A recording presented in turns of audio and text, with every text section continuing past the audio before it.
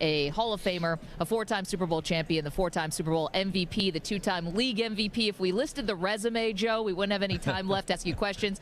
Joe Montana on the set with us today on behalf of Advanced Auto Parts. Got a cool contest going on. We'll get to that in just a moment.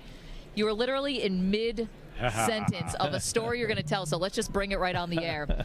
Sports Illustrated, many years ago, you posed in the swimsuit issue with your wife, right? Yes. And you were telling us, how'd you prepare for that shoot? Well, I tried to hide the letter because Jennifer looks like that today, as I was telling you, still the same. Your wife, yeah. And she was always in great shape. I had just kind of been relaxed, and she found us. She goes, oh, let's do this. And I would have looked in the mirror and I called a friend of mine that I did some work with, Peter. I think he was Mr. Universe. Wow, you really brought in the big one. one. And I said, Peter, I need help badly. And I told him what was going on. He goes, okay, you only got, I think I had 6 or 7 weeks before the shoot, and I had to lose a bunch of weight. And he goes, I'm just going to tell you right now, I'm going to give you the workout. I'm going to give you what you can eat, how you can eat, when to eat it, how to eat, and everything. But you can't, because there's such short time, you cannot deviate off of it. Wait a minute, Joe, do you really, did you let yourself go in the off season? You know what? This was 99, I'm seeing. Does that sound right? Okay. Yeah, so I was already out. Yeah, you're out. Okay. And I had just gotten to the point where I was just, God, I'm so tired of working out all the time. Yeah. And it just slowly put on a little bit of weight here and there. And, I think I had to lose like 19 pounds. This is a swimsuit issue, though. It's not. Yeah, it's not. I mean, if you were you had no problem walking around day to day. No. You knew you were going to be photographed. Yeah, next to Jennifer. Yeah. What do you remember? What was the reaction to the shoot? Oh, I think it was fun. Yeah. I mean, we had fun when we were there. I'm trying to remember who else was in the shoot. There was I can't remember. I do remember. I remember Annika Sorensen was there, I think, and I can't remember. I remember Dan Patrick's show. You told us once about how you were doing push-ups right before the shoot. Oh yeah, a party pump. Had to hurry up. I mean, oh no, you know what? They actually ask you if you want. They give you weights. I'm like, oh, weights? What do I want weights for? Well, you want to get pumped up. I go, oh, can I do that? He said, yeah, do whatever. Oh yeah, whatever it takes. We all know the party pump. I do it before every show. Can't you tell, Joe? Yeah, I know. Perloff, so swole. Hall of Famer Joe Montana is here. He's joining us on behalf of Advanced Auto Parts. Can we talk a little about what's going on in San Francisco? Because it's going to be another year and another quarterback. I don't know, question marks after Brock Purdy got injured in the NFC Championship game against Perloff's Philadelphia Eagles. If he's healthy, I know it's a big if he's healthy, Joe, should he be the starter day one, or should there be a competition between him, Trey Lance, and whoever knows? Just the way he plays and the way he seems to fit into the system, that he would be the guy I would start. While Trey played, I think he played okay during those times. I just don't know if he was 100% ready. You have a Super Bowl caliber team, and if all those guys don't get hurt in that game so fast, I think it's a different game, and they might be sitting here just because they're on par with Philly. They're not as big and as strong, I think, as physical as Philly is, but they definitely could have been here easily. You can't lose your quarterback and your wide receivers. Yeah. And your backup quarterback again. I know. He goes out, and then what do? You put in the guy who can't throw, and then there's nothing they can do. But I just think that I don't know what's going on with Jimmy, but if I don't hang out down there, so I don't. This is just my thought process, not something I heard from the 49ers. But if Trey's not, they don't believe he's ready. You can't turn over that team to him when you have a guy who's won a bunch of games for you and got you to the Super Bowl. You just can't. I had the same feeling when Jimmy came here after 5 games. He played only 5 games before, right? And how do you pay that much money for somebody, but you don't know whether they can play or not? here's a little bit different situation. You got two guys on rookie contracts still.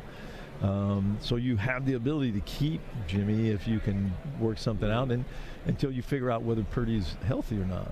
But if he's healthy, yeah, I mean, do what you got to do. But that injury they have is not a simple one. It's bad. Yeah. When you look back on what the Niners did to get Trey Lance, do you think if they had a mulligan, they might rethink their quarterback strategy?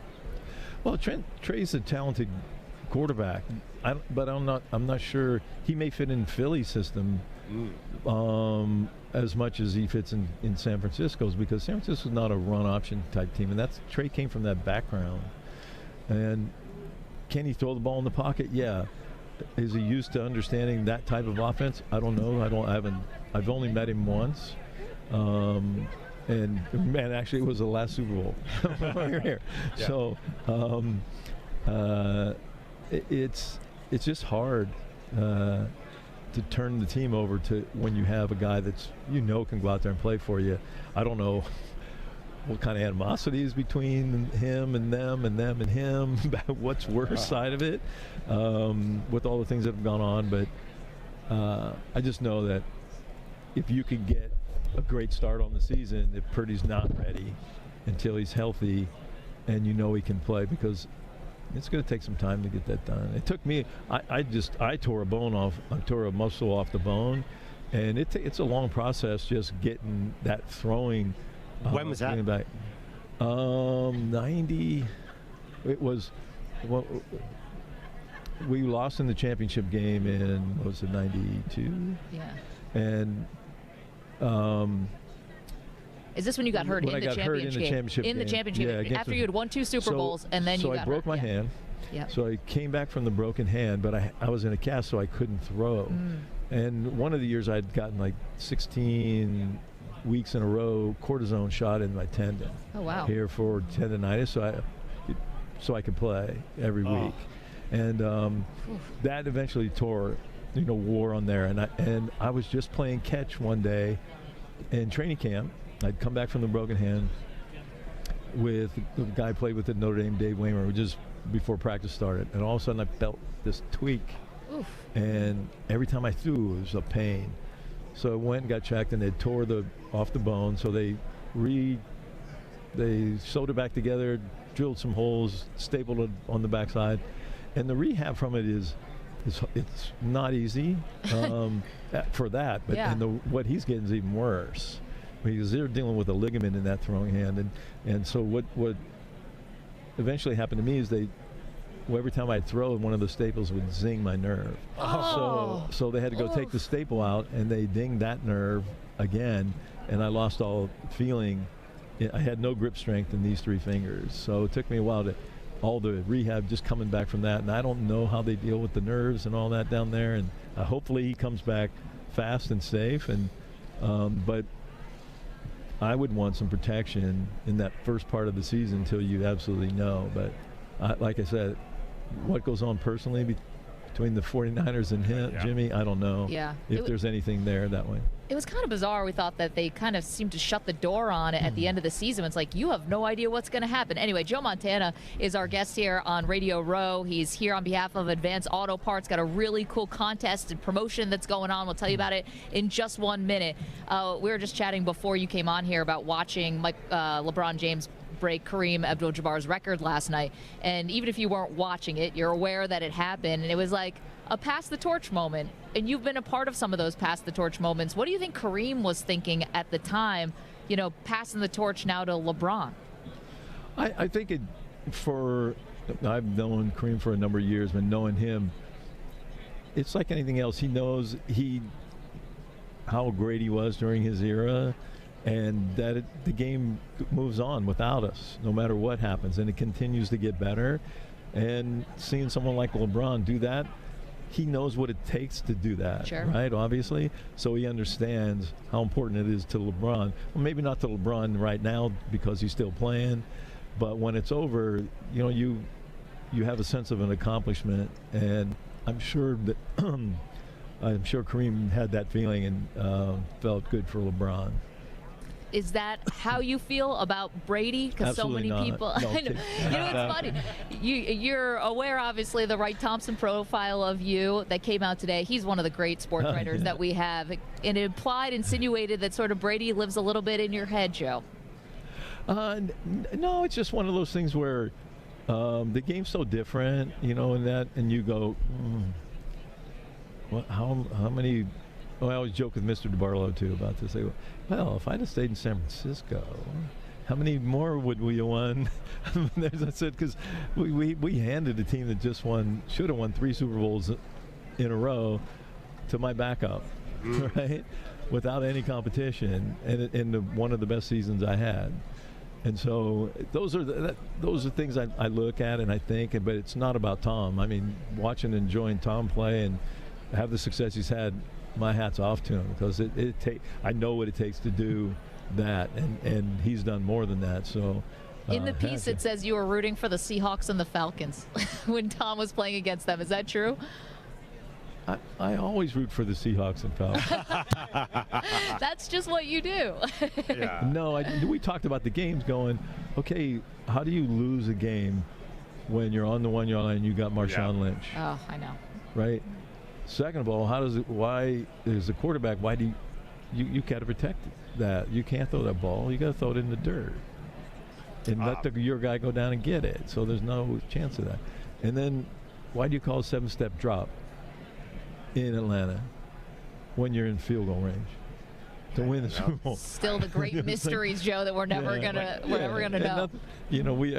We all make those mistakes. Joe, can you just I make a decision. Yeah. No, go ahead. Could you just rip Tom Brady really bad and give us a headline here?